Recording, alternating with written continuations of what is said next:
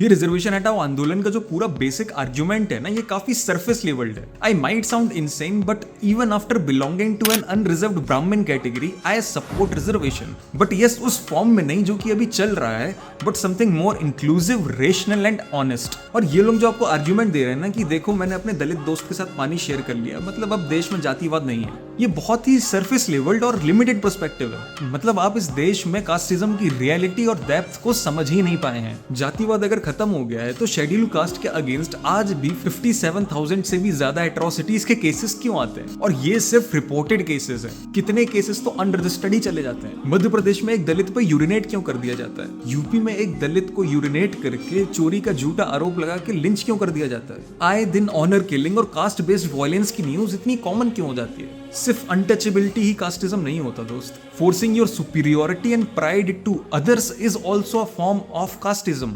But क्या reservation आज तक इन प्रॉब्लम्स को आजादी के 70 साल बाद भी सॉल्व कर पाई? The answer is big no.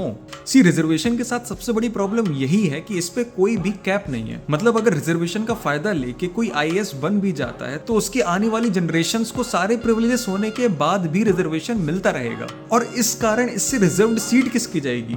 उस गरीब दलित की जो कि सबसे ज्यादा नीडी था, जो कि आज भी पॉवर्टी और कास्टिज्म के ट्रैप में फंसा हुआ है। और इसी कारण रिजर्वेशन का फायदा ऑलरेडी प्रिविलेज्ड लोगों में ही घूमता रहता है। And this is I believe the biggest reason कि रिजर्वेशन आजादी के 70 साल बाद भी कुछ कास्ट का अपलिफ्टमेंट नहीं कर पाया।